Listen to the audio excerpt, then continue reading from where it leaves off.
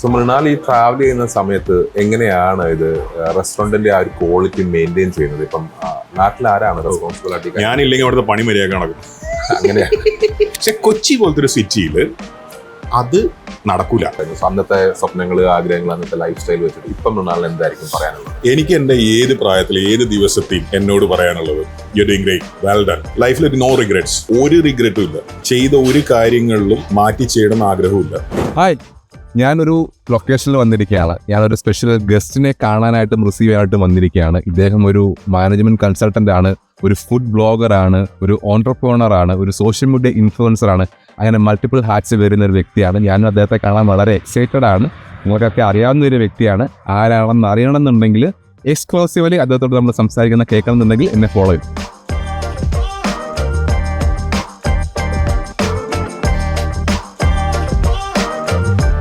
Welcome to Canada, welcome to our show Mrinal. Thank you. Hungry മൃണാലിനെയാണ് നമുക്ക് എല്ലാവർക്കും അറിയാവുന്നത്, പൊതുവെ ആൾക്കാർക്കെല്ലാം. സോ ഞാൻ ചോദിക്കുകയാണ്, മൃണാൽ ദാസിനെ എങ്ങനെ പരിചയപ്പെടുത്തും? ഒരു സാധാരണ മനുഷ്യന്റെ എല്ലാ വീക്ക്നെസ്സും ഉള്ള, എല്ലാ ക്യൂരിയോസിറ്റിയും ഉള്ള ഒരു സാധാരണ ടിപ്പിക്കൽ നാട്ടുമ്പുറത്ത് ജനിച്ചു വളർന്ന മലയാളി ചെക്കൻ. ചെക്കൻ എന്ന് പറയാൻ പറ്റില്ല, കിളവനായിക്കൊണ്ടിരിക്കുകയാണ്. 43 നാവും. അപ്പൊ കുഴപ്പമില്ല, നമ്മള് ഓൾമോസ്റ്റ് സെയിം ഏജ് ആണ്.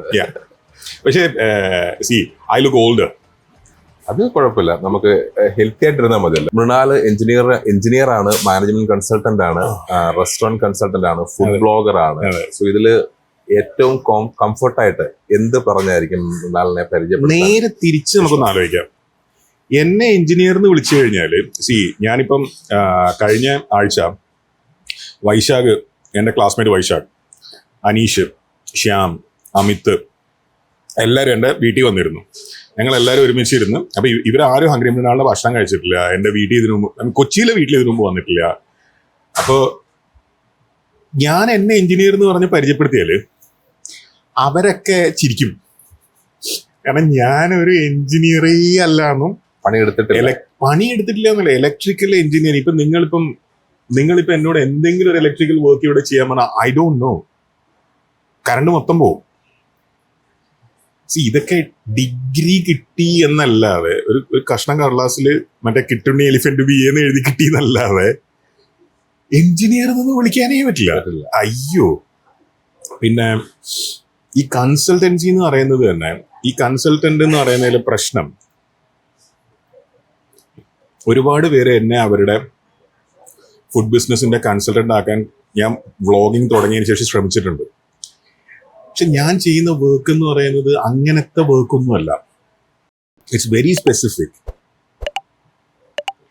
ഇപ്പം നമ്മൾ ആദ്യം സ്റ്റഡി ചെയ്യുക മാർക്കറ്റാണ്, പിന്നെ കസ്റ്റമേഴ്സിനെയാണ്.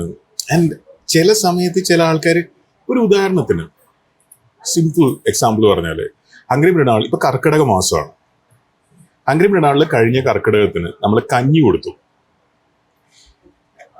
From deep inside I new അത് സക്സസ്ഫുൾ ആവാൻ സാധ്യത വളരെ കുറവാണെന്ന് എനിക്ക് തോന്നിയിരുന്നു.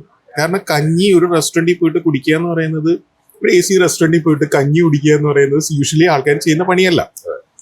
പക്ഷെ സ്റ്റിൽ വി ട്രൈഡ്. എന്നെ എത്രയോ പേര് എത്രയോ സ്ഥലങ്ങളിൽ നിന്ന്, ഇൻക്ലൂഡിങ് നോർത്ത് അമേരിക്ക, ഫോൺ ചെയ്തും മെസ്സേജ് അയച്ചും പറഞ്ഞു, യു ആർ ഡൂയിങ് ഗ്രേറ്റ്, നിങ്ങൾ ഗംഭീരമായിട്ടുള്ള കാര്യങ്ങളാണ് ചെയ്തുകൊണ്ടിരിക്കുന്നത്, നിങ്ങൾ യു ആർ ബ്രിങ്ങിങ് ബാക്ക് ആ ട്രഡീഷൻ എന്നൊക്കെ പറഞ്ഞു. ഭയങ്കര സംഭവമായിരുന്നു. ഒരു 30 ദിവസം കഴിഞ്ഞിട്ട് നമ്മൾ നമ്മുടെ മെനു എപ്പോഴും എങ്ങനെയാണ് പെർഫോം ചെയ്യുന്നത് നമ്മൾ നോക്കും. ഞങ്ങൾ ആവറേജ് ഒരു ദിവസം വിറ്റത് 20 കഞ്ഞിയാണ്. എങ്ങനെയത് അത് സസ്റ്റെയിൻ ചെയ്യില്ല, ഒരിക്കലും ചെയ്യില്ല. അപ്പം ഈ ഒരു പ്രശ്നമുണ്ട്. അതായത് നമ്മുടെ ഹാർട്ട് പറയുന്ന സാധനം ചെയ്യുന്നതാണ് മിക്കവാറും റെസ്റ്റോറൻറ്റ്സ് ചെയ്യുക. പക്ഷെ consultancy is always about brain. അതായത് അതിൽ ലോജിക്ക് മാത്രമേ ഉള്ളൂ.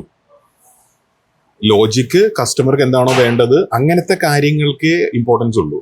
പിന്നെ it depends on volume and many complicated boring stuff. അങ്ങനെയാണ് ഞാൻ വ്ളോഗർ ആയത്. അതായത് എൻ്റെ ജോലി ഭയങ്കര ബോറിങ്ങും ഭയങ്കര സുഖമില്ലാത്തതായതുകൊണ്ടാണ് ഈ മറ്റേ ഫോൺ എടുത്തിട്ട് വ്ലോഗ് ഈ ചെയ്യുന്നത്. തമിഴ്നാട്ടിലും അവിടെ ഇവിടെയൊക്കെ ഓലപ്പുറയിലൊക്കെ പോയിട്ട് ചോറും ഇതൊക്കെ പക്ഷെ കേരളത്തിലാണ് എനിക്ക് തോന്നുന്നു 1000-ലധികം റെസ്റ്റോറൻറ്റ്സ് വ്ലോഗിൽ കൂടെ പല ആൾക്കാരെയും പരിചയപ്പെടുത്തി മൊത്തത്തില് മൊത്തത്തിൽ. അക്രോസ് ദ വേൾഡ് 1000-ലധികം ഉണ്ടാവുള്ളൂ. ഈ റെസ്റ്റോറന്റ് കൺസൾട്ടൻസി എന്ന് പറയുമ്പോൾ അതിൽ എന്താണ് ശരിക്കും ചെയ്യുന്നത്? അപ്പൊ ആ ഒരു മേഖല എനിക്ക് ഒരുപാട് ആൾക്കാർ അങ്ങനെ വർക്ക് ചെയ്ത് കണ്ടിട്ടില്ല. മേ ബി അത്രയധികം ഇപ്പൊ നേരത്തെ പറഞ്ഞ പോലെ അത്ര ആൾക്കാരിലേക്ക് എക്സ്പോസ് ചെയ്യാത്തത് കൊണ്ടായിരിക്കാം. ഞാൻ അതിനെക്കുറിച്ച് അധികം സംസാരിക്കാറില്ല. അതിന് 2 കാരണങ്ങളുണ്ട്. ഒന്ന്, I can talk about my clients. എനിക്കത് സംസാരിക്കാൻ പറ്റൂല. Professionally I am not suppose to. രണ്ടാമത്തത്, ഈ വ്ലോഗ് ചെയ്ത് തുടങ്ങിയതിന് ശേഷം ആളുകൾക്ക് ഒരുപാട് തെറ്റിദ്ധാരണയുണ്ട് ഇതിനെ പറ്റിയിട്ട്. ഒരുപാട് പേര് റെസ്റ്റോറൻറ്റ് സെറ്റപ്പ് ചെയ്യാൻ സഹായിക്കാൻ ശ്രമിക്കുന്നുണ്ട് കഴിഞ്ഞ കുറെ കാലമായിട്ട്. ഞാനിത് തുടങ്ങിയിട്ട് 8-9 കൊല്ലമായി. ഐ മീൻ കൺസൾട്ടൻസി അല്ല, വ്ലോഗിങ്. കൺസൾട്ടൻസി അതിന് മുമ്പേ ഉള്ളതാണ്. അപ്പോൾ ഒരാളെ ഒരു റെസ്റ്റോറൻറ്റ് തുടങ്ങാൻ ഹെൽപ്പ് ചെയ്യുന്നതാണ് നോ, ഇറ്റ്സ് വെരി ഡിഫറെൻറ്റ്. അപ്പം അത് ഞാൻ കൂടുതൽ എക്സ്പ്ലെയിൻ ചെയ്യുന്നതോറും ആൾക്കാർക്ക് തെറ്റിദ്ധാരണ കൂടുന്നതായിട്ടാണ് എനിക്ക് തോന്നിയിട്ടുള്ളത്. അതുകൊണ്ട് തന്നെ ഞാൻ ആ പാട്ടിനെ പറ്റി പബ്ലിക്കലി പറയാൻ ഉദ്ദേശിക്കുന്നില്ല, പറയാറില്ല. ആൾക്കാർക്ക് ബുദ്ധിമുട്ടാവുകയുള്ളൂ. നമ്മളെന്തിനാ വെറുതെ ആൾക്കാരെ ബുദ്ധിമുട്ടിക്കുന്നത്? സോ ഹംഗ്രി മൃണാളിലേക്ക് തിരിച്ചു വന്നാൽ എന്താണ് ആ ഒരു റെസ്റ്റോറന്റ് ഔട്ട്ലെറ്റ് തുടങ്ങാനുള്ള ഒരു വികാരം? ഫുഡ് ഡെഫിനറ്റ്ലി ഇഷ്ടമാണ്. അപ്പൊ റെസ്റ്റോറന്റ് തുടങ്ങാം സ്വന്തമായിട്ടെന്ന് ഒരു തോട്ട് വന്നത് എപ്പോഴാണ്, എന്തുകൊണ്ടാണ്? ഒരു 4 ആഴ്ച മുമ്പ് ഞാൻ സിഡ്നിയിലായിരുന്നു. അപ്പോൾ വിവേക് എന്ന് പറഞ്ഞ എൻ്റെ ഫ്രണ്ട്, അവൻ എന്നോട് പറഞ്ഞതാണ്, ഈ ഓസ്ട്രേലിയ പോലത്തെ രാജ്യങ്ങൾ they are very strict about. ഇപ്പം നമ്മളൊരു ബീഫ് അച്ചാർ കൊണ്ട് ഓസ്ട്രേലിയയിൽ പോയാൽ അവർ സമ്മതിക്കൂല അകത്ത് കയറ്റാൻ. ഒരു പ്ലാന്റ്, ഒരു സീഡ് അവർ സമ്മതിക്കൂല. They are very pure thinking ആണ് ഫുഡിൻ്റെ കാര്യത്തിൽ. അതുകൊണ്ട് തന്നെ വിവേക് പറഞ്ഞതാണ്, എടാ എനിക്കും ഫാമിലിക്കും നാട്ടിൽ വരുന്ന സമയത്ത് കഴിഞ്ഞ വർഷം ഹംഗ്രി മൃണാളിന്ന് ഭക്ഷണം കഴിച്ചിട്ട് അസുഖമൊന്നും വന്നില്ല. ഞാൻ പറഞ്ഞു, നീ എന്തോ ഉദ്ദേശിക്കുന്നത്? ഹംഗ്രി മൃണാൾ അസുഖം വരുത്താനുള്ള സ്ഥലമല്ലല്ലോ. അപ്പൊ പറഞ്ഞാൽ അങ്ങനെയല്ല, വേറെ ഓൾമോസ്റ്റ് ഏത് റെസ്റ്റോറൻറ്റിൽ പോയി ഭക്ഷണം കഴിച്ചാലും എന്തെങ്കിലും അസുഖം വരും.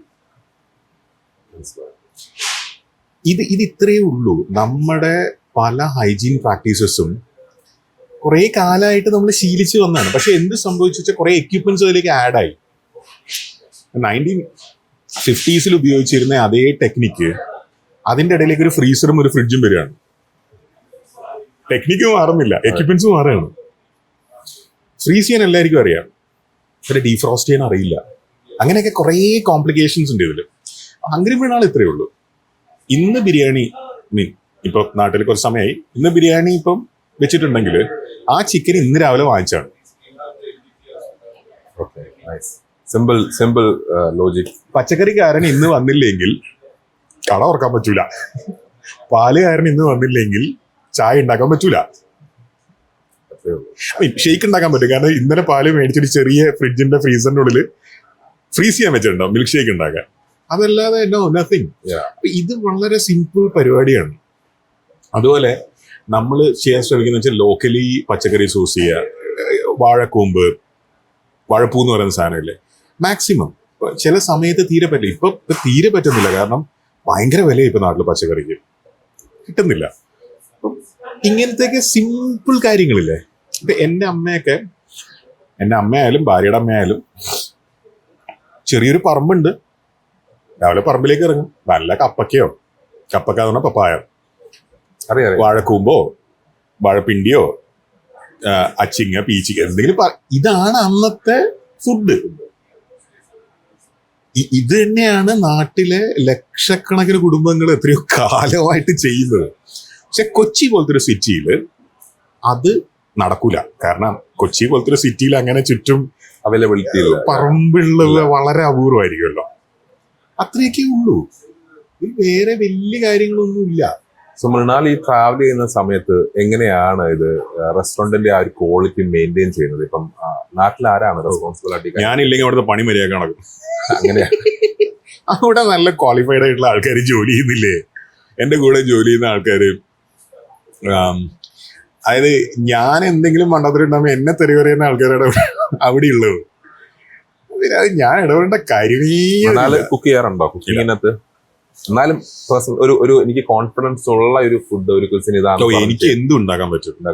ബിൽ ഗേറ്റ്സ് ഫേമസ്ലി പറഞ്ഞിട്ടുണ്ട്, നിങ്ങൾക്കൊരു സാധനം ഒരാളൊരു കാര്യം പറഞ്ഞാൽ you first accept it, then you figure out how to do it. ചായ ഉണ്ടാക്കാൻ അറിയോ ഇല്ലയോ എന്നുള്ളതല്ല ചോദ്യം. ചായ ഉണ്ടാക്കി നോക്കുകയാണ്. റൂമി ഫേമസ്ലി പറഞ്ഞ ഒരു കാര്യമാണ്, you start walking then the path will emerge. നിങ്ങൾ നടന്ന് തുടങ്ങിയാലേ വഴി ഉണ്ടാവുള്ളൂ. അല്ലാണ്ട് എനിക്ക് നടക്കാൻ അറിയില്ല, വഴിയില്ല എന്ന് പറഞ്ഞ് ഇവിടെ ഇരുന്ന് കഴിഞ്ഞാൽ ഒരിക്കലും നടക്കാനും പറ്റില്ല, വഴിയും ഉണ്ടാവില്ല. ഇന്നിപ്പോ ഓക്കെ, ഇപ്പൊ ഇവിടെ ചുറ്റുമുള്ള ആൾക്കാർ, അവിടെ ക്യാമറ ചെയ്യുന്ന ആള്, അയാൾ ജനിച്ചപ്പോ ക്യാമറമാൻ ആയിരുന്നില്ല. നിങ്ങളിപ്പം ആർജെ ആയിട്ട് ഇരിക്കുന്നു, നിങ്ങൾ ജനിച്ചപ്പോ ആർജെ ആയിരുന്നില്ല. ഞാൻ ജനിച്ചപ്പോ ഞാൻ ഇന്ന് എന്തൊക്കെയാണോ ഒന്നും ആയിരുന്നില്ല. ഇന്നിപ്പോ ഒരു വിമാനം പറത്തുന്ന ഒരാള്, ഒരു ഡോക്ടർ, അല്ലെങ്കിൽ ഒരു ആരായാലും ഒരു ബസ് ഡ്രൈവർ, ഒന്നും ആയിരുന്നു. ഇപ്പൊ എന്റെ അമ്മയ്ക്ക് വണ്ടി ഓടിക്കാൻ അറിയില്ല. ഞാൻ എപ്പോഴും അമ്മയോട് പറയുന്നതാണ്, അമ്മ ഞാൻ ജനിച്ചപ്പോ എനിക്ക് വണ്ടി ഓടിക്കാൻ അറിയില്ലല്ലോ, ഇത് ഓടിച്ചേ പഠിക്കാൻ പറ്റുള്ളൂ. അയ്യോ എനിക്ക് പേടിയാന്നും പറഞ്ഞ് സ്റ്റിയറിംഗ് വീലിൽ തൊടാതെ ഇരുന്ന് കഴിഞ്ഞാൽ നമ്മൾ മരിക്കുന്നത് വരെ വണ്ടി ഓടിക്കില്ല. ചായ ഉണ്ടാക്കാൻ അറിയില്ല. ഇവിടുത്തെ ഏറ്റവും വലിയ മലയാളി റെസ്റ്റോറന്റിന്റെ ഓണേഴ്സിന് ആർക്കും ചായ ഉണ്ടാക്കാൻ അറിയില്ല. എനിക്ക് അവരൊക്കെ പേഴ്സണലി അറിയാം. പക്ഷെ എന്ന് വെച്ചാൽ അവരുടെ റെസ്റ്റോറന്റിൽ ചായ ബ്രില്യൻ്റ് അല്ലേ. അപ്പം ഓണർക്ക് ചായ ഉണ്ടാക്കാൻ അറിയണ്ട. മക്ഡൊണാൾഡ്സ് കോർപ്പറേഷന്റെ ഡയറക്ടർ ബോർഡിലെ ആൾക്കാർക്ക് ബർഗർ ഉണ്ടാക്കാൻ അറിയണ്ട. മൃണാല് ഇപ്പം വളരെ പ്ലാനുകളൊന്നുമില്ലാതെ ജീവിക്കുന്ന ഒരു വ്യക്തിയായിട്ടാണ് ഇപ്പൊ എനിക്ക് മനസ്സിലായത്. ഇപ്പം നാളെ എന്താണ് ചെയ്യാൻ പോകുന്നത്, മേ ബി ഇമ്മീഡിയറ്റ്ലി 1-2 ദിവസത്തേക്ക് പ്ലാനിങ്സ് ഉണ്ടാവും. മേ ബി അടുത്ത വർഷം എന്താണെന്ന് ചിലപ്പോൾ അറിയില്ലായിരിക്കും. ഇപ്പൊ 2026 എത്തി നിൽക്കുമ്പോൾ ഒരു 10 years ബാക്ക് 2016 ഒരു മൃണാലിനോട് എന്തായിരിക്കും ഇപ്പൊ മൃണാൽ പറയാൻ പോകുന്നത്? ഇപ്പൊ ഇടയ്ക്ക് ഇൻസ്റ്റാഗ്രാമിലൊക്കെ ട്രെൻഡ് ആയിട്ടുള്ള ഒരു സംഭവമാണ്, പഴയ നമ്മുടെ ചെറുപ്പകാലത്തേക്ക് നമ്മൾ പറയുന്നു. അന്നത്തെ സ്വപ്നങ്ങൾ, ആഗ്രഹങ്ങൾ, അന്നത്തെ ലൈഫ് സ്റ്റൈൽ വെച്ചിട്ട് ഇപ്പം മൃണാലിന് എന്തായിരിക്കും പറയാനുള്ളത്? എനിക്ക് എന്റെ ഏത് പ്രായത്തിൽ ഏത് ദിവസത്തെയും എന്നോട് പറയാനുള്ളത്, you are doing great, well done. ലൈഫിൽ നോ റിഗ്രറ്റ്സ്, ഒരു റിഗ്രറ്റും ഇല്ല. ചെയ്ത ഒരു കാര്യങ്ങളിലും മാറ്റി ചെയ്യണമെന്ന് ആഗ്രഹമില്ല. കാരണം ഞാൻ അത് ചെയ്തതിൽ നിന്ന് ഞാൻ പലതും പഠിച്ചിട്ടുണ്ട്. ഇന്നത്തെ നമ്മളെ ഫോം ചെയ്യുന്നത് നമ്മുടെ പാസ്റ്റാണ്. If you going to go back and change it, ഇന്നത്തെ നിങ്ങൾ ഇവിടെ ഉണ്ടാവില്ല. പിന്നെ മേ ബി നോ നത്തിങ് ഇല്ല. ഈ റെസ്റ്റോറന്റ് കൺസൾട്ടൻസി ഒക്കെ ചെയ്യുന്ന സമയത്ത് ഒരുപാട് റെസ്റ്റോറൻറ്റ്സിനെ കുറിച്ച് പഠിക്കാറുണ്ട്, പലതരത്തിലുള്ള ഫുഡ് മാനേജ്മെന്റ് ഇതല്ല. അപ്പം മോസ്റ്റ്ലി ഈ റെസ്റ്റോറൻറ്റ്സുകാർ ചെയ്യുന്ന ഒരു, അല്ലെങ്കിൽ റെസ്റ്റോറന്റ് ഓണേഴ്സ് ചെയ്യുന്ന ഒരു ബിഗ്ഗസ്റ്റ് മിസ്റ്റേക്ക് കോമൺ ആയിട്ട് നോട്ടീസ് ചെയ്തിട്ടുള്ള അങ്ങനെ എന്തെങ്കിലും ഒരു പോയിന്റ് ഉണ്ടോ? പോർഷൻ സൈസ്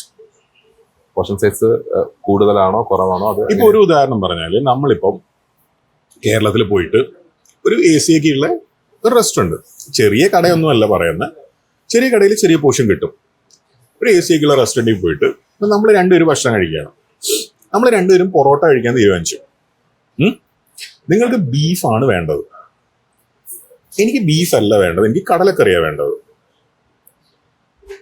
ഞാൻ കണ്ടെടുത്തോളം ഈ പറയുന്ന കൈൻഡ് ഓഫ് AC ഒക്കെ ഉള്ള അങ്ങനത്തെ റെസ്റ്റോറന്റുകളെല്ലാം രണ്ടുപേർക്ക് കഴിക്കാനുള്ള ബീഫും കൊണ്ടുതരും, രണ്ടുപേർക്ക് കഴിക്കാനുള്ള കടലക്കറിയും കൊണ്ടുതരും.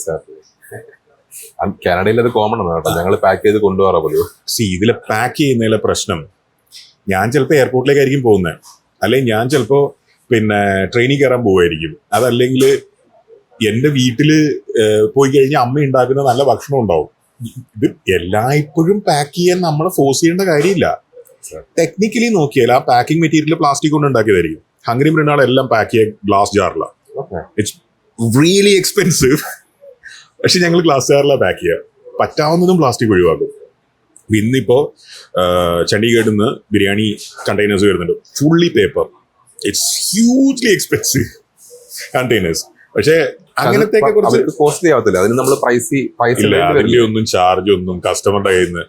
ഒരു ഗ്ലാസ് ജാറിന്റെ 45 രൂപ ബീഫ് ഫ്രൈ മേടിക്കുന്ന കസ്റ്റമർ കയ്യിൽ നിന്ന് മേടിക്കാൻ പറ്റില്ല എന്നല്ല, ദാറ്റ്സ് അൺറീസണബിൾ. അതൊരു ആ ഗ്ലാസ് ജാർ നിങ്ങൾക്ക് ഉപയോഗിക്കാം കേട്ടോ. ഞാൻ പറയുന്നത് 750 ml ഗ്ലാസ് ജാർ ആണ്, അതായത് ഇത്ര ഉണ്ടാവും. ഇത് റീയൂസ് ഇറ്റ്, അതിനകത്ത് ചിപ്സ് ഇട്ട് വെക്കാനോ സ്റ്റിൽ 45 രൂപ പാക്കിംഗ്. 45 രൂപയിലും പോരാ, അതിന്റെ കൂടെ ഒരു ബ്രൗൺ ബാഗ് വേണം, പലതും വേണം. അപ്പൊ 50 സംതിങ് ചാർജ് ചെയ്യേണ്ടി വരും. കൂടി വന്ന ഒരു 30 രൂപയുടെ അടുത്ത് ചാർജ് ചെയ്യാൻ പറ്റുന്നല്ലാതെ അതിൽ കൂടുതൽ എങ്ങനെയാണ് ചാർജ് ചെയ്യാം? So it's not. അല്ല, എനിവേ ഞാൻ പറയാന്ന് വെച്ചാൽ ആ പ്ലാസ്റ്റിക് കണ്ടെയ്നറിൽ നിങ്ങൾക്ക് ഇത് പാക്ക് ചെയ്ത് കിട്ടി, നിങ്ങളത് ഫ്രിഡ്ജിൽ കൊണ്ടുവെക്കും. നമ്മുടെ ഇപ്പോഴത്തെ കേരള മുഖ്യമന്ത്രി ഇല്ലേ, VD സതീശൻ, അദ്ദേഹം എന്നെ ഇന്റർവ്യൂ ചെയ്തിരുന്നു. ഞാൻ അങ്ങേരല്ല, അദ്ദേഹം എന്നെ ഇന്റർവ്യൂ ചെയ്തു. സോ എനിക്ക് ഒരു ഭാഗ്യം കിട്ടി എന്തായാലും. അതെ, അല്ല അന്നേരം അങ്ങേര് മുഖ്യമന്ത്രി ഒന്നും അല്ല കേട്ടോ. അന്നേരം അദ്ദേഹം മുഖ്യമന്ത്രി ഒന്നും എനിക്കറിയൊന്നുമില്ല. അങ്ങനെ അല്ലത്, അങ്ങനെ നടന്നു. അതിനകത്ത് ഫേമസ്ലി അദ്ദേഹം പറഞ്ഞ കാര്യമാണ്. ഫേമസ്ലി എന്ന് ഞാൻ പറയാൻ കാരണം എന്ന് വെച്ചാൽ ആ റീല് ഭയങ്കര വൈറലാണ്. പല വീടുകളിൽ ഫ്രിഡ്ജിലുള്ള അത്രയും അൺഹൈജീനിക് ആയിട്ടുള്ള സാധനങ്ങൾ വേറെ എവിടെ ഉണ്ടാവില്ല. അത് കാരണം നിങ്ങളൊന്ന് ആലോചിച്ച് നോക്കൂ, നിങ്ങൾ ഇന്ന് പാക്ക് ചെയ്ത് കൊണ്ടുപോയി, നിങ്ങൾ ഫ്രിഡ്ജ് വെച്ചു. നിങ്ങൾ അങ്ങനെ എന്തൊക്കെ പാക്ക് ചെയ്ത് കൊണ്ടുപോയി ഫ്രിഡ്ജ് വെക്കും? ഒന്ന് പോയിട്ട് ആ ഫ്രിഡ്ജ് മൊത്തം ഒന്ന് പുറത്തേക്ക് എടുത്ത് നോക്കിയാൽ മനസ്സിലാവും എന്താ അവസ്ഥ. ഞാൻ നിങ്ങളുടെ ഫ്രിഡ്ജ് എനിക്ക് അറിയില്ല, മോസ്റ്റ്ലി എല്ലാ വീടുകളും അങ്ങനെ തന്നെയാണ്. ഇത് പാക്ക് ചെയ്ത് കൊണ്ട് എന്ത് ചെയ്യാനാണ്? ഞാൻ ചോദിക്കട്ടെ, ഇനി പാക്ക് ചെയ്ത് കൊണ്ടുപോകണമെങ്കിൽ നമുക്ക് വേറെ വാങ്ങിച്ചു കൊണ്ടുപോയാൽ പോരെ, ഈ പാക്ക് ചെയ്തതിനെ കൊണ്ടുപോകുന്നേ. പിന്നെ ഈ കടലക്കറി ഇത് മിക്കവാറും ഒരു ബേൻമേരിയിൽ ഇരുന്നായിരിക്കും, അവിടുന്ന് കോരിയതായിരിക്കും. എന്നിട്ട് അത് ഇവിടെ വന്നു, ഇവിടെ കുറെ നേരം ഇരുന്നു, കോൾഡ് ഹോട്ട് കാറിലിരുന്നു. നമ്മൾ ചിലപ്പോൾ സിനിമയ്ക്കായിരിക്കും പോകുന്നത്, 3 മണിക്കൂർ അവിടെ ഇരുന്നു. എന്നിട്ട് നമ്മൾ വീട്ടിൽ പോയി, എന്റെ ഫ്രിഡ്ജിൽ വെച്ചു, പിന്നെ മൈക്രോവേവിൽ വെച്ചു. എന്തിന്? കൂടുതൽ പോയിസണസ് ആയിക്കൊണ്ടിരിക്കുകയാണ് അത്. നമുക്കെങ്ങനെയാ പുതിയ പുതിയ അസുഖങ്ങൾ വരുന്നത്? എന്റെ ചെറുപ്പത്തിൽ എന്റെ നാട്ടില് പീഡിയാട്രീഷ്യൻ എന്ന് പറഞ്ഞിട്ട് ആളില്ല, കുട്ടികളുടെ ഡോക്ടർ ഇല്ല.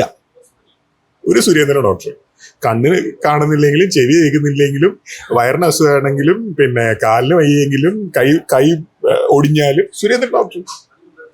ഇന്ന് പീഡിയാട്രീഷ്യന്മാർ എത്ര പേരാ? അവരുടെ അപ്പോയിന്റ്മെന്റും കിട്ടാനില്ല. എങ്ങനെ? ഹൗ? അല്ല, നമ്മളൊക്കെ കുട്ടികളായിട്ട് ജനിച്ചു വളർന്നത് തന്നെയല്ലേ. നമുക്ക് ഇങ്ങനത്തെ എന്തെങ്കിലും അസുഖങ്ങൾ ഉണ്ടായിരുന്നോ? ഇനി നമ്മുടെ പാരന്റ്സിനുള്ള ഹെൽത്ത് ആണോ നമുക്കുള്ളത്? എൻ്റെ അച്ഛനും അമ്മയും അവര് നീന്താൻ പോകുന്നവരോ അല്ലെങ്കിൽ ജിമ്മിൽ പോകുന്നവരോ മറ്റേ മില്ലറ്റ്സ് കഴിച്ച് ജീവിക്കുന്നവരോ ഒന്നുമല്ല. അവർ ഈ പറയുന്ന മീൻ പൊരിച്ചതും ചിക്കനും എല്ലാം കഴിച്ച് ജീവിക്കുന്നവർ തന്നെയാണ്. അവർക്കുള്ള ആരോഗ്യം എന്താ എനിക്കില്ലാത്ത?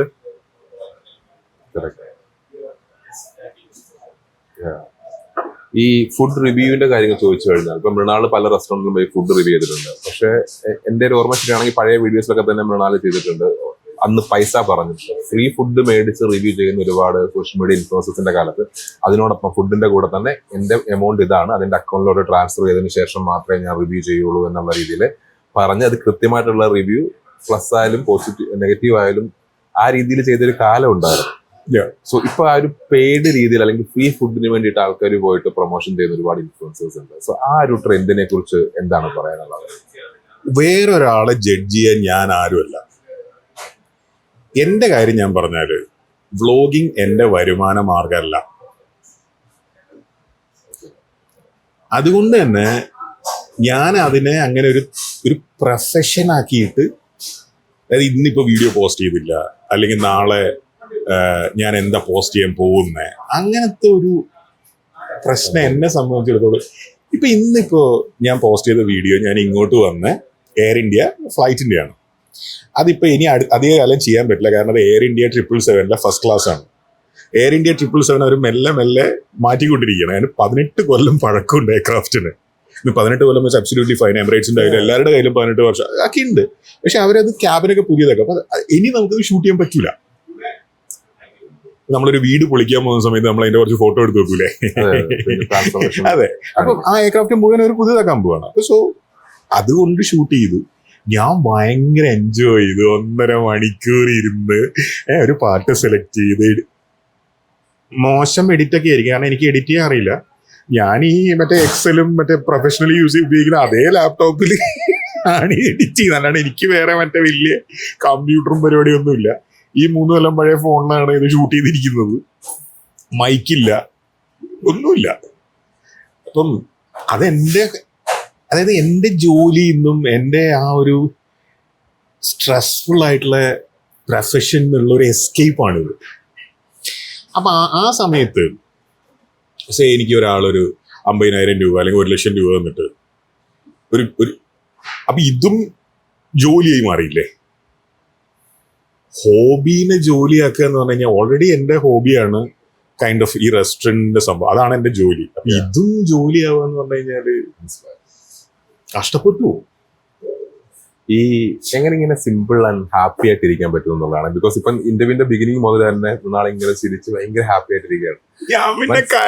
അല്ല ഞാനപ്പോ ആലോചിക്കായിരുന്നു ഇപ്പൊ എനിക്കിപ്പോ ഓക്കെ മൃണാൽ എന്തായിരിക്കും അടുത്ത് പറയാൻ പോകുന്നത്, അടുത്ത് എന്ത് ചോദിക്കണം എന്നുള്ള ഒരു പാനലി എന്റെ മൈൻഡിൽ കൂടെ പൊക്കോണ്ടിരിക്കുന്നുണ്ട്. പക്ഷേ മൃണാൽ ഇപ്പൊ പറഞ്ഞു ഫോൺ 3 വർഷം പഴയ ഫോണാണ്, പക്ഷെ അത് നല്ല പുതിയ ഫോൺ ലേറ്റസ്റ്റ് ഇപ്പൊ 17 Pro Max അഫോർഡ് ചെയ്യാനുള്ള ഇതുണ്ടായിരിക്കും, ഫിനാൻഷ്യൽ കപ്പാസിറ്റി ഉണ്ടായിരിക്കും.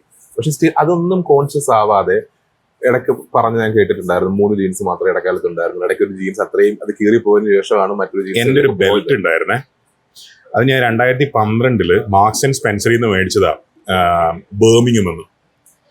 എന്റെ വൈഫ് എന്നെ ചീത്ത പറഞ്ഞ് ഈ വർഷം ആ ബെൽറ്റ് ഞാൻ മാറ്റി. നമ്മൾ ഒരു സാധനം ഫങ്ഷൻ ചെയ്യുന്നുണ്ടെങ്കിൽ നമ്മൾ എന്തിനാ അതിനെ മാറ്റുന്നത്? എക്സാക്ട്ലി. എന്റെ car it's kind of 5 years old and maximum ഉപയോഗിക്കുക ഒരു സാധനം മേടിച്ചു കഴിഞ്ഞാൽ. അതാണ് അപ്ഗ്രേഡ് ചെയ്യാൻ. ഞാൻ ആകെ എന്റെ കാറിനെ പറ്റി ഞാൻ ഇത്രേ ആലോചിക്കുന്നുള്ളൂ. V8 എഞ്ചിൻസ് എനിക്ക് കിട്ടില്ല. ഐ മീൻ നാട്ടിലെ ഇവിടെ ആരെങ്കിലൊക്കെ പ്രാന്തന്മാരുണ്ടാക്കുമായിരിക്കും. ഇത് റിച്ച് ആയിട്ടുള്ള സ്ഥലം, നമ്മള് ദാരിദ്ര്യം പിടിച്ച രാജ്യമാണല്ലോ. അപ്പൊ V8 എഞ്ചിൻ പെട്രോള് പ്രശ്നങ്ങൾ ഒക്കെ ഉണ്ടല്ലോ. അപ്പൊ V8 എഞ്ചിൻ ഇനി ആരും ഉണ്ടാക്കില്ല. സോ എനിക്ക് എന്റെ ഇപ്പോഴത്തെ വണ്ടി കൊടുത്തിട്ട്, ഐ മീൻ വണ്ടികളിൽ ഒന്ന് കൊടുത്തിട്ട് ഒരു V8 എഞ്ചിനുള്ള പെട്രോൾ എഞ്ചിനുള്ള വണ്ടി വാങ്ങിച്ചാൽ കൊള്ളാമെന്നുണ്ട്. അതല്ലാതെ ആ വണ്ടി ഞാൻ എന്തിനു മാറ്റുന്നത്? എന്റെ അച്ഛൻ്റെ കയ്യിൽ ഒരു സ്വിഫ്റ്റ് കാർ ഉണ്ടായിരുന്നു. അത് 12 കൊല്ലം എങ്ങാനും ആയപ്പോ ഞാനൊരു ചെറിയ കാറ് വാങ്ങിച്ച് വീട്ടിൽ വെച്ചു. അപ്പൊ അച്ഛൻ ബസ്സിൽ കയറിയിട്ടാണ് ഇപ്പോഴും പല സ്ഥലത്തും പോകുന്നത്. അമ്മയാണെങ്കിൽ ഡ്രൈവ് ചെയ്യൂല. അമ്മയ്ക്കാണെങ്കിൽ നാട്ടിലെ ഓട്ടോറിക്ഷക്കാരൊക്കെ ആയിട്ട് കമലാശേട്ടൻ അങ്ങനെ സ്ഥിരം ആൾക്കാർ, അത് സ്കൂളിൽ പോകുന്ന കാലം മുതലേ ഉള്ള ബന്ധങ്ങളാണ്. ഇപ്പൊ മീൻകാരി തങ്കം, അല്ലെങ്കിൽ പാച്ച, അല്ലെങ്കിൽ സത്യേട്ടന്റെ പച്ചക്കറി പീടിയായി, ചെറിയ നാട്, ചെറിയ സെറ്റപ്പ്. അപ്പൊ ഈ സ്വിഫ്റ്റ് ഞാൻ അച്ഛനോട് വെച്ചിട്ട് ഞാൻ എടുത്തോട്ടെ, പക്ഷേ ഇരിക്കുന്നതിനാണ്. ഞാൻ ആ കാറില് മദ്രാസിൽ പോയിട്ടുണ്ട്, ബാംഗ്ലൂർ പോയിട്ടുണ്ട്. അപ്പോഴും ഈ പറയുന്ന വലിയ വലിയ കാറുകളൊക്കെ എന്റെ വീട്ടിന്റെ അടിയിൽ കിടക്കുന്നുണ്ട്. അപ്പോഴും ഞാൻ ഈ സ്വിഫ്റ്റ് എടുത്ത് പോയിട്ടുണ്ട്. സി ആ 1.3 ലിറ്റർ പെട്രോൾ എഞ്ചിൻ ഇല്ലേ, ആ പഴയ എഞ്ചിൻ, അതും കൊണ്ട് നമ്മൾ ഹൈവേയില് തമിഴ്നാട്ടിലൊക്കെ സോ നൈസ്. എത്ര തവണ വഴി കിടന്നുണ്ടെന്നറിയോ? നിതിൻ പെട്ടിട്ടുണ്ട്, എന്റെ കൂടെ ജോലി ചെയ്തിരുന്ന ആൾക്കാരാ. ഞാൻ എവിടെയോ ഫ്ലൈ ചെയ്യായിരുന്നു. നിതിനാണ് 2 ദിവസം ചെന്നൈയിൽ നിന്നിട്ട് അതിന്റെ പണിയൊക്കെ എടുത്തത്. പിന്നെ എനിക്ക് തോന്നുന്നു ഷോൺ പെട്ടിട്ടുണ്ട്. ഷോണും എന്റെ കൂടെ ജോലി ചെയ്തതാ. അബി ഉണ്ടായിട്ടുണ്ടാവും, ജീവൻ ഉണ്ടായിട്ട്, എല്ലാരും. ഞാൻ ഈ വണ്ടിയും കൊണ്ട് ഇറങ്ങുമ്പോഴേ ഇയാൾക്ക് എന്തിന്റെ ഭ്രാന്താന്നുള്ള. പക്ഷെ എന്താ കുഴപ്പം? ഇത്തരത്തില് ഞാൻ നേരത്തെ ചോദിച്ച ചോദ്യം ഇതാണ്, ഇങ്ങനെ സിമ്പിൾ ആയിട്ടുള്ള ഒരു തോട്ട് ഇത് എവിടെ നിന്നാണ് വന്നത്? എന്തെങ്കിലും നിങ്ങൾ നേരെ തിരിച്ചല്ലേ ആലോചിക്കണ്ടേ? എന്തിനാ ആൾക്കാർ കേടില്ലാത്ത ഫോൺ മാറ്റുന്നത്? അല്ല, ഞാൻ പറഞ്ഞ മെജോറിറ്റി തോട്ടിൽ നിന്ന് മാറി ചിന്തിക്കുന്ന അങ്ങനെയൊന്നുമല്ല. 3 കൊല്ലം പഴയ ഫോൺ ഉപയോഗിക്കുന്ന ഒരുപാട് ആൾക്കാർ ഈ ലോകത്തുണ്ട്. 12 കൊല്ലം പഴയ ഷർട്ട് ഇപ്പോഴും ഇട്ട് കിടക്കുന്ന ഒരുപാട് ആൾക്കാർ ഈ ലോകത്തുണ്ട്. ചില ഇഷ്ടങ്ങൾ കാരണം നമ്മൾ ചില കീപ്പ് ചെയ്യാറുണ്ട്. പക്ഷെ അതിപ്പോ ഞാൻ പറഞ്ഞില്ലേ, എന്റെ ഇഷ്ടം, എനിക്ക് കാറിന്റെ കാര്യത്തിൽ ഒരു ഇഷ്ടമുണ്ട്. ചിലപ്പോൾ ഞാൻ ചെയ്യുമായിരിക്കും. നമ്മളൊരു റേബാൻ മേടിച്ചു, ഒരു മനുഷ്യന് ഒരു റേബാൻ ഉണ്ടായാൽ പോരെ? അതിനെന്തെങ്കിലും പറ്റുന്നവർ അത് തന്നെ വെച്ചാൽ പോരെ? Good thought. ഇപ്പം ഫാമിലിയുടെ കാര്യം പറഞ്ഞു. ഇപ്പം വൈഫ് നേരത്തെ ബെൽറ്റിന്റെ കാര്യം കംപ്ലൈന്റ് ചെയ്തു, മാറ്റി തന്നു എന്ന് പറഞ്ഞു. അല്ല, കംപ്ലൈന്റ് ചെയ്തു അങ്ങനെയല്ല, കൈൻഡ് ഓഫ് ഒരു ഫണ്ണി രീതിയിൽ പറയാം. അതായത് അവർക്ക് എന്തിനാ ഇതിങ്ങനെ പഴയൊരു സാധനം. ഈ മൃണാലിന്റെ ലൈഫ് സ്റ്റൈലിനോട് അല്ലെങ്കിൽ അഞ്ജനയുടെ സപ്പോർട്ട് എങ്ങനെയാണ്? ഫാമിലി സപ്പോർട്ട് എങ്ങനെയാണ്? അഞ്ജന എന്റെ വൈഫ് മാത്രമല്ല, എല്ലാവരും, അച്ഛൻ, അമ്മ, വൈഫിന്റെ അച്ഛൻ, അമ്മ, അനിയത്തി, അവളുടെ അനിയത്തി, ബ്രദർ ഇൻ ലോ, എന്റെ ബ്രദർ ഇൻ ലോ, മോള്, എവ്രി വൺ. എന്റെ പെങ്ങളുടെ മോള് ഈ കഴിഞ്ഞ ദിവസം ഞാൻ ഷൂട്ട് ചെയ്ത് പയ്യന്നൂർ വെച്ച് ഷൂട്ട് ചെയ്ത ഒരു വീഡിയോയിൽ ഉണ്ടാവുള്ളു. എല്ലാരും സാധാരണ ജീവിതം ജീവിക്കുന്ന സാധാരണ മനുഷ്യന്മാരാ. അവരോടൊക്കെ ഒരു ബ്ലോഗിനകത്ത് തന്നെ അവരെ കാണുമ്പോൾ നമുക്കത് ഫീൽ ചെയ്യുന്നു. അവളുടെ ഫോൺ, എന്റെ വൈഫിന്റെ ഫോൺ, അവൾക്ക് പിന്നെ ഒരു വലിയ പ്രൊജക്ട് ചെയ്ത് തീർന്നപ്പോ, ഭയങ്കര സക്സസ്ഫുൾ ആയപ്പോ, ആ കമ്പനി ഗിഫ്റ്റ് ചെയ്ത ഫോൺ കാരണമാണ് അവളുടെ 3 വർഷം പഴയ ഫോൺ മാറിയത്. ഇപ്പം മൃണാലിന്റെ കുറച്ച് രസകരമായിട്ടുള്ള ഒരു സെഗ്മെന്റിലോട്ട് പോവാണ്. ഇപ്പം അതിനു മുമ്പായിട്ട് മൃണാല് കൂടുതലും ഇപ്പം US ട്രിപ്പ്, കാനഡയിലേക്ക് ഇപ്പൊ ആദ്യമായിട്ടാണ് വരുന്നത്. സോ ഇടയ്ക്ക് സ്ട്രെസ് വരുന്ന സമയത്ത് അമേരിക്കയിൽ പോകാറുണ്ട് എന്നൊരു ഇന്റർവ്യൂവിൽ പറഞ്ഞു ഞാൻ കേട്ടിട്ടുണ്ട്. അത് ഇപ്പോഴും അങ്ങനെ തന്നെയാണോ? സ്ട്രെസ് വരുമ്പോൾ എനിക്ക് ആദ്യം പോകാൻ ഏറ്റവും ഇഷ്ടം തമിഴ്നാടാണ്. എന്താണ് തമിഴ്നാടിന് അബ്സോർബ് ചെയ്യാൻ പറ്റാത്ത സ്ട്രെസ് ആണെങ്കിൽ യുഎസിലോട്ട് പോകും. എവിടെയെങ്കിലൊക്കെ പോയിട്ട്. ലൈഫിൽ ഏറ്റവും കൂടുതൽ ഇൻസ്പയർ ചെയ്ത ഒരു വ്യക്തി ആരാണ്? അങ്ങനെ ഒരു വ്യക്തി ഉണ്ടോ ലൈഫിൽ? Jeremy Clarkson. എന്തുകൊണ്ടാണ് അത്? Jeremy car reviews, I mean Jeremy is the biggest ever. I mean top gear ആണ് BBC-ക്ക് വേണ്ടി ജെർമി ഹോസ്റ്റ് ചെയ്തിരുന്ന ഷോ. 350 മില്യൺ ആൾക്കാരാണ് ട്യൂൺ ചെയ്യുക TV-യിൽ. 35 കോടി ആൾക്കാർ ലൈവ് ഷോ കാണാൻ. അത് ലോകത്ത് അതിന് മുമ്പ് നടന്നിട്ടില്ല, അതിന് ശേഷം നടന്നിട്ടില്ല. അത്രയും ആൾക്കാർക്ക് ജെർമിനെ ഇഷ്ടമായിരുന്നു. ഇപ്പോഴും അതെ. ജെർമിയുടെ പ്രത്യേകത എന്താണെന്ന് വെച്ച് കഴിഞ്ഞാൽ, ജെർമി ആരെയും സന്തോഷിപ്പിക്കാൻ വേണ്ടിയിട്ടല്ല ഈ റിവ്യൂ ചെയ്യുന്നത്. Is very funny. ഒരു കാര്യം മൂപ്പർക്ക് പറയാനുള്ളത് മൂപ്പര് പറയും. കോൺസിക്വൻസസിനെ പറ്റി ആലോചിക്കൂല. എനിക്ക് തോന്നുന്നു മനുഷ്യന്മാരെല്ലാരും കുറച്ച് സത്യം പറയുന്നത് നല്ലതാണ്. നമ്മള് മറ്റേ ആൾ എന്ത് വിചാരിക്കുന്ന വെച്ചിട്ട് സത്യം പറയാതിരിക്കുന്നത് ഒരു സുഖമുള്ള കാര്യമാണെന്ന് എനിക്ക് തോന്നുന്നില്ല. ഇപ്പൊ ഒരു ഉദാഹരണത്തിന്, പക്ഷെ അപ്രിയ സത്യങ്ങൾ പറയരുത് എന്നൊരു കോൺസെപ്റ്റ് ഉണ്ടല്ലോ. ഞാൻ റിവ്യൂ ചെയ്യുന്ന കാര്യമാണ് പറയുന്നത്. അതായത് അയാൾ ഒരു ഫെറാറി 458 റിവ്യൂ ചെയ്യാണ്. ആ റിവ്യൂ കണ്ടിട്ട് നിങ്ങൾ മില്യൺസ് കൊടുത്ത കാറ് മേടിക്കാൻ പോവാണ്. നിങ്ങളെ ഡോക്ടർ നിങ്ങളോട് അപ്രിയ സത്യം പറയാതിരുന്നിട്ട് കാര്യമുണ്ടോ? ഇപ്പൊ എനിക്ക് എന്റെ ഈ പല്ല് മാറ്റണം എന്ന് വെച്ചോ, അയ്യോ ഇത് കേട്ടാ ഇയാൾ എന്ത് വിചാരിക്കുന്ന വെച്ചൊരു ഡോക്ടർ ഇത് പറയാതിരുന്നു കഴിഞ്ഞാൽ അത് ശരിയല്ലല്ലോ. അത് പ്രൊഫഷണലിയാണ് ഞാൻ പറയുന്നത്, അല്ലാതെ മറ്റേതല്ലല്ലോ. ഓക്കെ, കംപ്ലീറ്റ് ചെയ്തില്ലായിരുന്നു അത്. അപ്പം സോ അതുപോലെ ഹീസ് വെരി ഫണി. പിന്നെ എന്തെന്ന് വെച്ച് കഴിഞ്ഞാൽ, ഇപ്പോ ടോപ്പ് ഗിയർ കഴിഞ്ഞിട്ട് ഗ്രാൻഡ് ടൂർ വന്നു. ഗ്രാൻഡ് ടൂർ കഴിഞ്ഞിട്ട് ഇത് അദ്ദേഹം ഫാമേഴ്സിന് ഫാം ചെയ്യാണ്, ഹോബിയാണ്. കുറേ വലിയ ഫാം ലാൻഡ്സ് ഉണ്ട്, ഫാം ചെയ്യാണ്. ഇപ്പോഴും TV ഷോസ് ചെയ്യുന്നുണ്ട്. കാരണം who wants to be a millionaire ഒക്കെ ഇപ്പൊ ജെർമിയാണ് ഹോസ്റ്റ് ചെയ്യുന്നത്. ജെർമി ഇനി ചെയ്യുമെന്ന് അറിയില്ല, because is diagnose with cancer. എന്തായി എന്നറിയില്ല. ആൻഡ് ഈ ഫാം ചെയ്യുന്ന സമയത്ത് അയാളുടെ ഒരു ജെന്യൂനിറ്റി നമുക്കതിൽ കാണാൻ പറ്റും. അയാളൊരു സെലിബ്രിറ്റീനെ പോലെ മറ്റേ അവിടെ പോയി മറ്റേ ചെടി നടന്നെടുത്ത് ഇങ്ങനെ നിന്ന് ഫോട്ടോ എടുത്ത്, no, is out there every day. അതായത് ചെയ്യുന്ന കാര്യത്തിനോടുള്ള 100% ആത്മാർത്ഥതയില്ലേ. ഒരു പബ്ബ് തുടങ്ങി, ഒരു ഫാം ഷോപ്പ് ഉണ്ട്, എല്ലാം വളരെ ഡൗൺ ടു എർത്ത് ആണ്. ഒരു പഴയ റേഞ്ച് റോവർ ഉണ്ട്. ആ റേഞ്ച് റോവറിന്റെ മോഡലൊക്കെ 2 തവണ എങ്ങാനും മാറി. ഇപ്പോഴും പഴയ റേഞ്ച് റോവർ നടക്കുന്നുണ്ട്. സിമ്പിൾ. ഞാനിപ്പം നമ്മുടെ ഒരു ഫൺ സെഗ്മെന്റിലോട്ട് പോവാണ്. വളരെ സിമ്പിൾ ആണ്, ഒറ്റ വാക്കിൽ പറ്റുന്ന രീതിയിൽ പറഞ്ഞാൽ മതി. ഇപ്പൊ food without dash is incomplete. Anything fill ചെയ്യാം. Food without dash love. ഞാനാണെങ്കിൽ പറയും food without Mrinal is incomplete. ഇപ്പം മൃണാൾ ഒരു ഫുഡ് ബ്ലോഗർ അല്ലായിരുന്നുണ്ടെങ്കിൽ, if Mrinal was not a food blogger, then he would be dash. You have multiple hats, but still. Farming ഇഷ്ടമാണോ? മെനക്കെട്ട പരിപാടിയാണ്. ഏതെങ്കിലും famous ആയിട്ടുള്ള ഒരു ഡിഷ് സീക്രറ്റ്ലി ഡിസ്ലൈക്ക് ചെയ്തിട്ടുണ്ടോ? ഒരുപാട് ആൾക്കാർ ഇത് ഡിഷ് അടിപൊളിയാണ് എന്നുള്ള രീതിയിൽ. പഴംപൊരി ബീഫ്. Exactly same dish. ഞാൻ എപ്പോഴും ആലോചിക്കുന്നതാണ്, എന്തിനാണ് ആൾക്കാർ ഇതിന്റെ പുറകിൽ പോകുന്നത്. പക്ഷെ ഒരു സ്ഥലത്ത് പോയിട്ട്, മോഹനേട്ടന്റെ കട കോട്ടയത്ത്, അവിടെ somehow it works. പക്ഷെ അത് കണ്ടിട്ട് വേറെ പലരും ചെയ്യുമ്പോൾ സംതിങ് ഇസ് ഇഷ്ടപ്പെട്ട. റീസെന്റ് ഞാൻ കണ്ടു പൊറോട്ടക്കകത്ത് ഈ പഴംപൊരിയും ബീഫ് കൂടെ കൊത്തി എറിഞ്ഞു വെച്ചിട്ട് ചുരുട്ടിയും ഷവർമ പോലെ ആക്കി കൊടുക്കും. കാണുമ്പോൾ തന്നെ എനിക്കത് ഹംഗ്രി മൃണാള് പൊറോട്ട പഴംപൊരി റോൾ ചെയ്യുന്നുണ്ട്. അതിനകത്ത് ബീഫില്ല. അതായത് 2 പഴംപൊരി വെച്ചിട്ട് പൊറോട്ട റോൾ ചെയ്യും. ടേസ്റ്റ് നമ്മൾ ആലോചിക്കുമ്പോൾ നമ്മൾ ഇഷ്ടമല്ലാത്ത ചില കോമ്പിനേഷൻസ് ഒക്കെ ആൾക്കാർ ട്രൈ ചെയ്ത് പുതിയ മെനു ആയിട്ട് ചെയ്യുന്നത്. പൊറോട്ട പഴംപൊരി ഐഡിയ കിട്ടിയത് കരിക്കിന്റെ വീഡിയോ എന്നാണ്. Okay. ചേട്ടാ ഒരു പഴംപൊരി, അപ്പൊ ടിഷ്യൂ പേപ്പർ എടുക്കുമ്പോൾ വേണ്ട ഒരു പൊറോട്ട ചിറ്റിങ് എടുത്തെന്ന് പറയും. It's a good idea. അവിടുന്നാണ് അത് കിട്ടിയത്. സോ ഹംഗ്രി മൃണാലിന് പുറത്ത്, കൊച്ചിക്ക് പുറത്തോട്ടല്ല ഇന്ത്യക്ക് പുറത്തോട്ട് ഒരു ഓപ്ഷൻ ഉണ്ടെങ്കിൽ ഏത് രാജ്യമായിരിക്കും ചൂസ് ചെയ്യുന്നത്? ഇപ്പോ അങ്ങനെ ചിന്തിക്കുന്നില്ല. കൊച്ചിയിൽ നമുക്ക് കൊച്ചിയിൽ എല്ലായിടത്തും എത്തണം.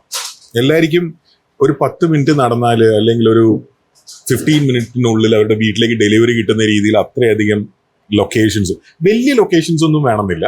ലൈക്ക് ഒരു 800,000 സ്ക്വയർ ഫീറ്റ് റെസ്റ്റോറൻറ്റ്സ് കൊച്ചി മുഴുവൻ ചെയ്യണം എന്നാണ് ഇപ്പൊ ചിന്തിച്ചുകൊണ്ടിരിക്കുന്നത്. കാനഡയിൽ ഏറ്റവും ഇഷ്ടപ്പെട്ട എന്തെങ്കിലും ഒരു ഫുഡ്, കാനഡയുടേതായിട്ട് നമുക്ക് വലിയ ഐറ്റംസ് ഒന്നും ഇല്ല, എന്നാലും അങ്ങനെ ട്രൈ ചെയ്യണമെന്ന് ആഗ്രഹമുള്ള ഫുഡ് എന്തെങ്കിലും മനസ്സിലുണ്ടോ? അതായത് ഈ കനേഡിയൻ ഫുഡ് എന്ന് പറയുന്ന സാധനം US-ലും എല്ലായിടത്തും ഇപ്പൊ കിട്ടുമല്ലോ. ഇതിപ്പം ലോകം എന്ന് പറയുന്നത് ചെറുതായി വരികയുണ്ടോ. ഇപ്പൊ ബ്രിസ്ക്കറ്റ് ആയാലും അല്ലെങ്കിൽ അങ്ങനത്തെ എല്ലാ സാധനങ്ങളും ഇപ്പൊ എല്ലായിടത്തും ഭയങ്കര കോമൺ ആണ്. ഒരു ഓത്തന്റിക് ഫുഡ്, ഇപ്പം ഉദാഹരണത്തിന് മെൽബണിലെ ചിക്കൻ പാമ ഞാൻ ഇന്നലെ ഒരു റെസ്റ്റോറൻറ്റിലൂടെ കണ്ടു. അതിന് വേറെന്തോ പേരായിട്ടിരിക്കുന്നത്. അപ്പോൾ ഒരു ഓത്തന്റിക്, ഇപ്പം വോഫിൾസിന്റെ മുകളിൽ മേപ്പിൾ സിറപ്പ് ഒഴിക്കുന്നത്. പക്ഷെ അതിപ്പം ചിലപ്പോൾ കൊച്ചി ക്രൗൺ പ്ലാസയിൽ അതേ പരിപാടി ചെയ്യുന്നുണ്ടോ? ആരെങ്കിലും ചെയ്യുന്നുണ്ടോ? നമുക്ക് പക്ഷെ ഇവിടെ പുട്ടീനാണ് മോസ്റ്റ്ലി ആൾക്കാർ. ഞാൻ അതിലേക്കാണ് പറഞ്ഞു വരുന്നത്. ഞാനൊരു 13-14 റെസ്റ്റോറൻറ്റ്സ് സേവ് ചെയ്ത് വെച്ചിട്ടുണ്ട് ടൊറാനോയില്. എല്ലാം ഞാൻ പുട്ടീനാണ് നോക്കിയത്. കാരണം അത് ഓതന്റിക് കനേഡിയൻ ക്യുസീൻ ആയതുകൊണ്ട് അതിന്റെ കൂടെ വേറെ എന്തെങ്കിലുമൊക്കെ കിട്ടുമല്ലോ. അപ്പൊ എനിക്ക് അവിടെയൊക്കെയാണ് പോകണം എന്നുള്ളത്. സോ നമ്മുടെ കാനഡയിലെ മധുരഗീതത്തിന്റെ ലിസണേഴ്സിനോട്, നമ്മളിപ്പം കഴിഞ്ഞ 22 വർഷമായിട്ട് കൂടുതലുള്ള ഒരു FM ആണ് കാനഡയിൽ. കാനഡയിലെ ആദ്യത്തെ മലയാളം FM ആണ്, നോർത്ത് അമേരിക്കയിലെ ആദ്യത്തെ മലയാളം FM ആണ്. നമ്മുടെ ലിസണേഴ്സിനോട് എന്താണ് പറയാനുള്ളത്? Choose happiness. അത്രേ ഉള്ളൂ. One word. I mean, happiness won't come and find us. We need to go and find happiness എന്ന് പറയുന്നതും അതിന്റെ ഒന്നും ആവശ്യമില്ല. ഒരു സ്ഥലത്ത് ഇരുന്നിട്ട് ഞാൻ ഹാപ്പി ആവാൻ തീരുമാനിച്ചാൽ ഞാൻ ഹാപ്പിയാണ്. എന്തായാലും മൃണാൽ ഇപ്പം ഹാപ്പി ആയിട്ടിരിക്കുന്നത് പോലെ തന്നെ ലൈഫിലും ഒരുപാട് ഹാപ്പി ആയിട്ടിരിക്കട്ടെ. ഇപ്പൊ മൃണാലിന്റെ ഒരു ഓപ്പൺനെസ്സും ഈ ഒരു എത്തിക്സും ഹോണസ്റ്റിയും ഈ ഒരു ഐഡിയോളജീസും ഒക്കെ ഡെഫിനറ്റ്ലി ഇൻസ്പയറിംഗ് ആണ്. കേട്ടിരിക്കാൻ തന്നെ നല്ലതായിരുന്നു. And once again thank you very much. നമ്മളോടൊപ്പം കുറച്ച് സമയം സ്പെൻഡ് ചെയ്തതിന്, കുറച്ച് ദിവസങ്ങൾ ഇവിടെ ഉള്ളെങ്കിലും ഞങ്ങൾക്കായിട്ട് ഈ ഒരു സ്പീഷ്യസ് ആയിട്ടുള്ള കുറച്ച് മൊമെന്റ്സ്, വാല്യുബിൾ ആയിട്ടുള്ള ടൈം തന്നത് ഒരുപാട് നന്ദി. Thank you very much. Thank you.